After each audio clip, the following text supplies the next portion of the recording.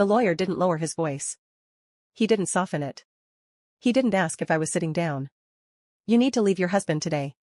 The sentence didn't belong in that room. Glass walls. Polished oak table. Chicago skyline behind him like a postcard of normal life. Outside, people hurried with coffee cups, phones pressed to ears, unaware that my reality had just cracked open. I think you're mistaken, I said. My voice sounded calm. Too calm. My husband is at work. Daniel Mercer didn't react. Late 40s. Gray at the temples. The kind of man who billed by the minute and never wasted one. He slid a manila folder toward me. My name was printed on the tab. Full legal name. Middle initial included. You're not safe, he said. And you were never meant to be. I laughed. A sharp, involuntary sound. This isn't funny. He unlocked his phone and placed it face up between us. A video was already queued. Paused. It took me a second to understand what I was seeing. My living room. My couch. Me.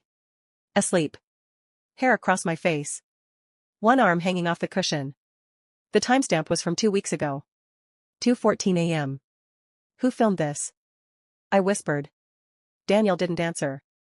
Instead, he asked something else. How much do you make per month? My chest tightened. That's none of your. Approximately $40,000, he said, like he was reading the weather. After taxes. Sometimes more. My chair scraped loudly as I stood up. What I saw next changed everything. 3 months earlier, my life looked untouchable. I was 31. Healthy. Engaged. Employed. I worked remotely as a private financial consultant, managing portfolios for people who valued discretion over attention. Old money. Quiet money. The kind that didn't want names or screenshots. My income averaged around $40,000 a month. It moved through my LLC, not my personal accounts. No flashy lifestyle. No designer logos. I drove a 5-year-old Audi and wore coats that didn't scream price tags. It was intentional. Money reveals people. Silence reveals them faster. Evan never knew the numbers. We met 4 years earlier at a birthday dinner for a mutual friend. He was seated across from me, sleeves rolled up, listening instead of talking. Mechanical engineer. Stable job. Calm energy. When he laughed, it was genuine. When he asked questions, he waited for the answers. By our 3rd date, I knew he was safe. Or at least, that's what I told myself. He proposed in our kitchen on a rainy Tuesday night. No cameras. No spectacle. Just his grandmother's ring and hands that shook as he asked. I said yes without hesitation. His family was close. Too close, maybe. Sunday dinners were mandatory. Calls were frequent. Opinions were shared freely. They lived in a gated suburb outside Milwaukee, in houses that all looked different but cost roughly the same amount. The first time I met them, Linda, his mother, hugged me tightly, then stepped back and scanned me from shoes to hair. That coat, she said. Is it vintage? No, I replied. Just old. She smiled like she'd solved a puzzle. Marissa, his sister, asked what I did for work. Consulting, I said. Oh, she replied. Just one syllable. No follow-up. His father talked about property taxes and renovations. Evan nodded along. I listened. I smiled. I kept my mouth shut. They assumed I was modest. I let them. It wasn't a game. Not at first. It was curiosity. I wanted to know who they were when they thought nothing was at stake. The first time Evan corrected me in front of them, I brushed it off. She's not great with numbers, he joked when I questioned a story his dad told about an investment. His hand squeezed my knee under the table. Everyone laughed. I smiled. My stomach tightened. Later that night, I told him it bothered me. You're overthinking, he said, kissing my forehead. They intimidate you. That's all. Gaslighting doesn't arrive screaming. It arrives whispering. The second signal came during wedding planning. We were reviewing venues when Evan casually suggested combining finances early. Joint accounts. Shared passwords. Total transparency. After the wedding, I said. His smile faltered. Just for a moment. You don't trust me? He asked. The question wasn't innocent. It was a hook. I trust you, I replied. I just like structure. He nodded. But something shifted. The third signal came from Linda. She called me on a Wednesday afternoon while Evan was at work. Her voice was syrupy, concerned. Evan worries about you, she said. He says you didn't grow up with much. We just want to make sure you're protected. Protected. She offered to introduce me to a financial advisor. A family friend. Conservative. Reliable. I declined politely. That night, Evan was distant. He didn't touch me. He didn't ask about my day. A week later, an envelope appeared under our apartment door. No return address. Thick paper. Inside were copies. My LLC registration. Bank statements. A breakdown of average monthly income. A spreadsheet titled, Projected Net Worth, Marriage Scenario. I stared at the numbers until they blurred. When Evan came home, I was sitting at the kitchen table. The papers were spread out between us like a crime scene. Why do you have this?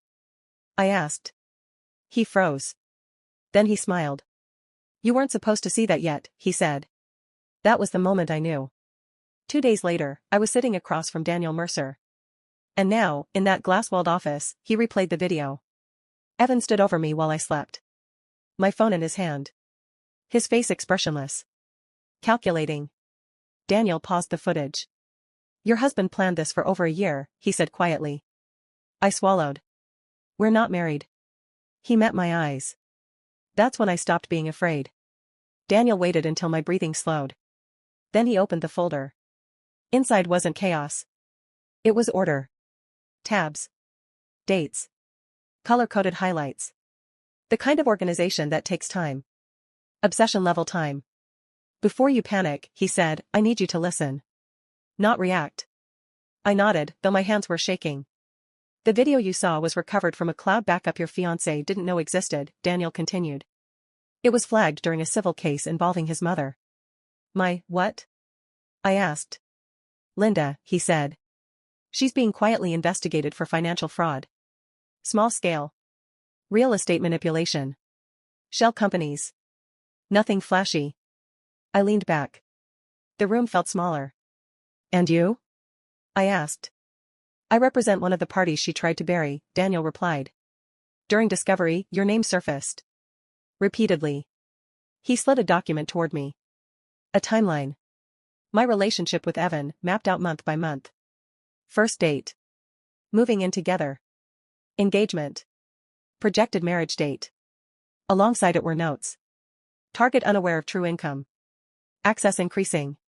Family pressure effective. I couldn't speak. They knew, I whispered. Before I told anyone. Daniel nodded. They didn't know everything. But they knew enough. I flipped the page. Screenshots of text messages. Not mine. Linda to Evan. Marissa to Linda. Evan to someone saved as D. They talked about me like an asset. She's cautious but manageable. She doesn't suspect us. Once married, it's simple. Simple. My chest tightened. Simple how? Daniel hesitated. Just long enough for fear to bloom. There were 2 options, he said finally. The preferred one involved legal access. Marriage. Power of attorney. Gradual control. And the other? I asked. He didn't answer right away. Instead, he turned his phone toward me again. A second video. This one was shorter. Grainy. Shot from a distance. My building's parking garage. A man stood near my car. Hoodie up. Hands in pockets. Waiting. The timestamp was from last Friday. The night Evan claimed he was working late. That's when I stopped believing coincidences, Daniel said. The signs were everywhere once I stopped looking at them through love. Evan suddenly insisted on knowing my schedule. He asked when my calls ended. Who I worked with. Why I needed privacy. Just curious, he'd say. When I locked my laptop, he joked about secrets. When I took a call in another room, he frowned. Linda started asking about prenups. Not casually. Strategically. You don't have much, right? She asked once, smiling. So it shouldn't be complicated. Marissa sent me listings for cheaper wedding dresses. More realistic, she said. I started feeling watched. Not followed. Observed. At night, Evan would pull me close, his arm heavy around my waist. Sometimes I'd wake up and feel him tense, like he'd been awake for hours. Once, I caught him going through my bag. What are you doing? I asked. He jumped. I was looking for gum, he said. Relax. I apologized. That still haunts me. Back in Daniel's office, I pressed my palms flat against the table. What's the plan? I asked. For them. For you, he corrected gently. He leaned forward. They were accelerating. Too fast. That's why you're here. Accelerating to what? To control, he said. Or removal. The word hung in the air. Removal. Daniel opened another tab. Insurance policies. My name. Evan as beneficiary. A policy I had never signed. Forgery. Amount, $2.5 million.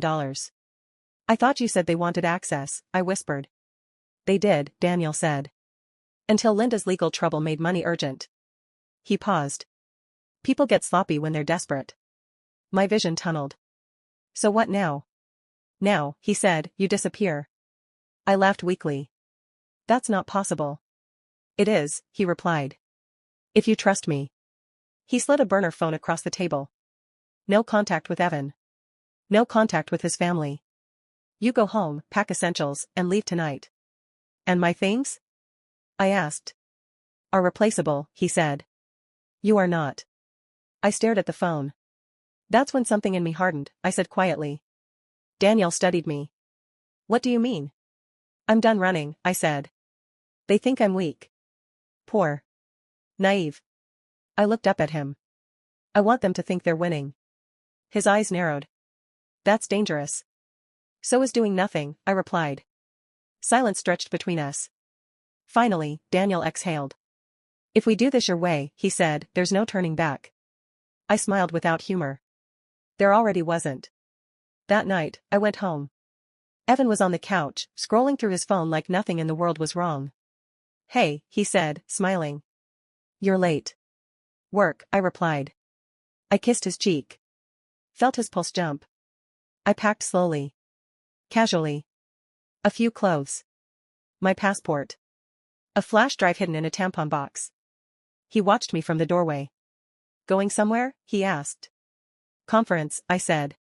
Couple of days. He nodded too quickly. Call me, he said. I will, I lied. When I walked out, my phone vibrated. A text from Linda. Don't forget. Family meeting next weekend. I deleted it. From my car, I sent one message to Daniel. I'm ready. If this story shocked you, hit like and subscribe, because what happened next wasn't private anymore. Not for long. I didn't disappear. That was the first mistake they made. Instead of running, I stepped sideways. Daniel moved fast. Within 12 hours, I had a temporary apartment under a corporate lease, 2 floors above a dentist's office on the north side. No name on the mailbox. No packages. Cash only grocery store 3 blocks away. Burner phone only for him. But I kept my old phone. Turned off. Wrapped in foil. Hidden in my car's spare tire compartment. Bait. On the second night, Daniel came by in person. You sure about this? He asked, standing in my kitchen, scanning corners like the walls might be listening. They think I'm scared, I said. Let's keep it that way. He studied me for a long moment. Fear makes people predictable. Confidence makes them careless. Good, I replied. I want them careless. That's when he showed me the rest. Linda's fraud wasn't small. It was surgical. She and Marissa had been flipping properties through shell companies for years, inflating values, draining equity, leaving investors with nothing. Evan's role was quieter. Engineering contracts. Inspection reports. Numbers adjusted just enough to pass. And then there was me. Your income made you visible, Daniel said. They didn't know how much at first. Just that it was more than Evan's. That triggered interest. I scrolled through messages printed in the folder. She's an opportunity. Don't rush her. Marriage locks it in. And if she resists, one message asked. The reply was simple. She won't. I felt something cold settle behind my ribs. What changed? I asked. Daniel tapped the insurance policy. Linda's case is closing in. She needed a payout she could control. Quickly. So I became a contingency, I said. Yes. Not a person. A plan B. Over the next week, I became a ghost with eyes. I monitored everything. Daniel's team mirrored Evan's phone. His emails. His cloud storage. His calendar. I learned his routines better than he knew mine. He searched my name obsessively. Net worth spouse rights. Power of attorney marriage. Accidental death insurance investigation. At night, he texted me. Miss you. You okay? Mom's worried. I responded just enough to keep him calm. Busy. Conference ran long. Love you. Each message felt like swallowing glass. Then came the family meeting. Linda insisted. Evan pushed. You need to come, he said on the phone. They're starting to ask questions. So am I replied softly. He laughed. About what? Everything. Silence. That's when I knew, I thought. He's afraid. Daniel advised against going. If you walk into their house, you're entering their territory, he warned. I know, I said. That's why I need to. We prepared carefully. Wire sewn into my coat lining. Audio only. No video. Less suspicious. Harder to detect. I wore the coat Linda hated. The old one. When Evan picked me up, he hugged me too tightly. You look tired, he said. Long week, I replied. His hand lingered on my back, like he was counting my breaths. The house was already full when we arrived. Linda kissed my cheek. Marissa smiled without warmth. Evan's father barely looked at me. Dinner was loud. Too loud. Forced laughter. Wine poured aggressively. Then Linda cleared her throat. So, she said, folding her hands. We've been thinking about your future. Our future. We believe in transparency, she continued. Especially with finances. My pulse steadied. Calm. Focus. I agree, I said. Evan stiffened beside me. Linda smiled. Good. Then you won't mind explaining your situation. There it was. How much do you actually make? Marissa asked. Roughly. I shrugged. Enough. Linda's smile thinned. Enough isn't a number. I leaned back. Why do you need one? The room went quiet. Evan laughed nervously. She's private. That's not healthy in a marriage, Linda said. Secrets destroy families. I met her gaze. So do lies. Something flickered in her eyes. That's when Evan spoke. We already know, he said. My heart skipped. We've seen the documents, he continued. The LLC. The accounts. I tilted my head. Then why ask? Linda set her glass down. Hard. Because, she said, we need to protect Evan. From me. You're not who you pretend to be, Marissa added. This whole poor girl act. I laughed. It slipped out before I could stop it. You think I was pretending? I asked. Evan grabbed my hand. Stop. I pulled away. No, I said. Let's be honest. You thought I was weak. That I didn't matter. That I'd sign whatever you put in front of me. Linda stood. You're being dramatic. Am I? I asked. Or are you uncomfortable because I stopped playing along? The room crackled. Evan's voice dropped. You're embarrassing me. I leaned closer. You filmed me while I slept. The silence was absolute. What? Linda asked sharply. Evan's face drained of color. I have the video, I continued. The garage footage too. Marissa stood abruptly. She's lying. Daniel's voice crackled softly in my ear through the wire. Police are listening. I smiled. Check your phones, I said. Oh wait. You won't find it there. Linda's hand trembled. That's when I stopped pretending to be small. I stood. You thought marriage would give you access, I said calmly. It won't. Evan stepped toward me. You don't understand what you're accusing us of. I understand perfectly, I replied. You plan to control me. And if that failed? I let the sentence hang. Sirens wailed outside. Linda sank back into her chair. Marissa started crying. Evan whispered my name. I didn't look at him. Because I wasn't finished yet.no1 moved when the sirens stopped outside the house. For a split second, I thought Evan might try something desperate. A grab. A lie shouted loud enough to drown out the truth. His jaw was tight. His hands clenched and unclenched like he was deciding whether fear or instinct would win. Linda recovered first. She always did.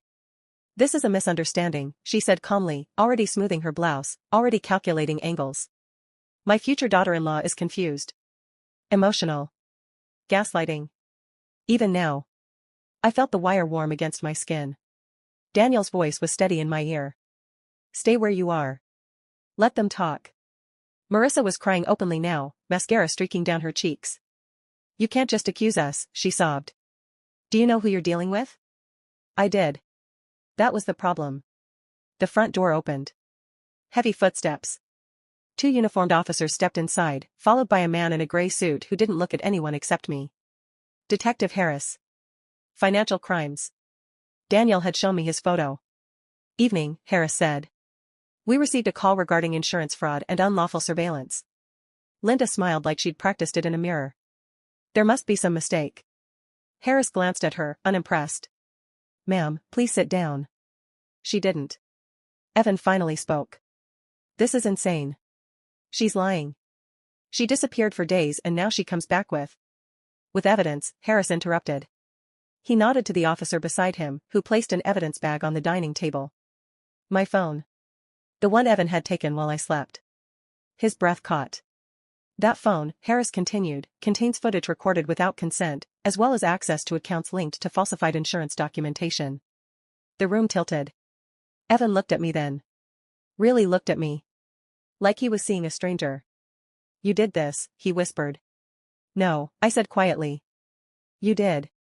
Linda finally sat. The next hour blurred into fragments. Hands cuffed. Rights read. Marissa screaming that she didn't know anything. Evan refusing to look at me as they led him out. As they passed, his shoulder brushed mine. Why, he hissed. I leaned close enough that only he could hear. You should have left me alone. The door closed behind them. The house felt hollow. Like a set after the actors leave. Detective Harris stayed. You okay? He asked. I nodded. Then shook my head. Then laughed softly. No, I said. But I will be. He gave me a look that said he believed me. Outside, Daniel waited by his car. You handled that well, he said as I approached. I didn't feel well, I replied. Courage rarely feels good in the moment. We drove in silence for a while. Then he spoke. This isn't over.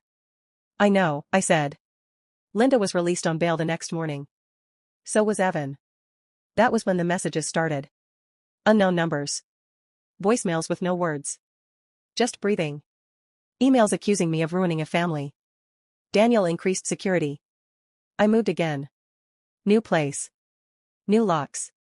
Cameras this time. Then came the envelope. This one was slid under my door. Inside was a photo. Me. Taken that morning. Leaving my building. On the back, written in careful handwriting. You think you won. My hands didn't shake this time. That's when I stopped being afraid, I whispered. Fear was useless now. Strategy wasn't. We went on offense. Daniel filed motions. Froze accounts. Subpoenaed records. The insurance company joined the case with a vengeance. Suddenly, Linda's small fraud looked very big. Millions big. Evan tried to reach me through mutual friends. He's devastated, one said. He still loves you, another insisted.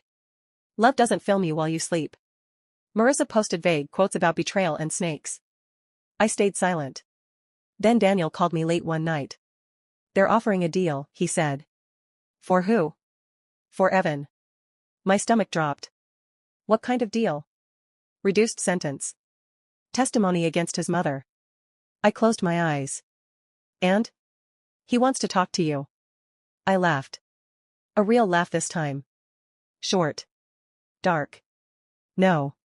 He says he has information you don't, Daniel added. Something about a backup plan. That got my attention. We met in a monitored interview room at the courthouse. Glass. Metal table. 2 chairs. Evan looked smaller.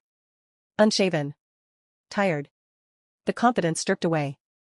I never meant for it to go this far, he said immediately. I sat. Didn't respond. Mom pushed it, he continued. She always does. You're an adult, I said. You made choices. He swallowed. She had another policy. I stilled. On you, he said. International. Through a shell company. If you'd left me, there was a timeline. My skin went cold. When? I asked. Within 6 months, he whispered. She said accidents happen. I stood. That's all I needed, I said. As I left, he called my name. I didn't turn around. Outside, Daniel waited. Well, he asked. They were never going to stop, I said. He nodded. Neither are we. The trial date was set. Media interest exploded once the insurance angle leaked. Engineer fiancé accused in plot against wealthy partner. Family scheme unravels. They never mentioned my income number. That was fine. I watched Linda on the news once, being led into court. No makeup. No smile. For the first time, she looked old. If this story shocked you, hit like and subscribe, because the ending wasn't private. It was public. And it was coming. The courthouse smelled like old paper and cold air. I arrived early. Not because I was nervous, but because I wanted to watch them arrive. Linda came first. No designer coat. No pearls. Just a beige blazer that didn't fit right and shoes that had seen better years. Her hair was pulled back too tight, like control was the last habit she hadn't broken. She didn't look at me. Evan came next. He looked thinner. Hollowed out. The man who once corrected me at dinner tables now avoided eye contact like a child caught stealing. Marissa wasn't there. She'd taken a plea deal weeks earlier. Lesser charges. Full cooperation. She'd given them everything, emails, spreadsheets, voice notes. Even the nickname they used for me when they thought I'd never hear it. The account. I took my seat behind Daniel. This is it, he said quietly. No more shadows. The judge entered. The room stood. Then sat. And the truth finally had a microphone. The prosecution didn't rush. They built it brick by brick. They showed how Linda created shell companies, 12 of them, registered under distant relatives and dead investors. How properties were bought, inflated, drained, and discarded. Then Evan. Engineering reports altered. Safety inspections signed off without visits. Numbers shaved just enough to pass audits. Then me. My LLC. My income. The spreadsheets forecasting my value. The forged insurance policy. The second one. The timeline labeled contingency. When the video played, the one of me asleep, the room went silent. I didn't watch. I didn't need to. Then Evan took the stand. He didn't look at his mother when he testified. He didn't look at me either. He looked straight ahead and told the truth like it was a confession he'd rehearsed 1,000 times but never wanted to say out loud. Yes, we planned to access her finances after marriage. Yes, my mother pushed for insurance. Yes, there was a backup plan if she refused. Linda finally broke. That's a lie, she shouted. He's weak. He always was. The judge warned her. She didn't stop. She manipulated him, Linda screamed, pointing at me. She made us think she was nothing. I stood. The courtroom gasped. Daniel whispered, "You don't have to." I know, I said. But I want to. The judge allowed it. I walked to the stand. My legs were steady. I told them who I was. 31. Financial consultant. $40,000 a month on average. Self-made. Private by choice. I never lied, I said. I just didn't advertise. I looked directly at Linda. You didn't hate me because I was poor, I continued. You hated me because you couldn't control me. She stared back, eyes burning. I loved your son, I said. And you saw that as leverage. Evan's head dropped. I trusted you, I finished. And you tried to turn that into a profit. Silence. Then the verdict. Guilty. On all counts. Linda collapsed into her chair. Evan cried. Quietly. Fully.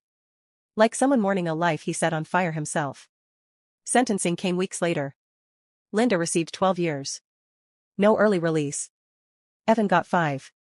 Reduced for cooperation. He didn't look relieved. When it was over, reporters flooded the steps outside. Do you feel vindicated? One shouted. I paused. No, I said. I feel free. I walked away before they could ask more. That night, I went home to my apartment. The real one. Sunlight through the windows.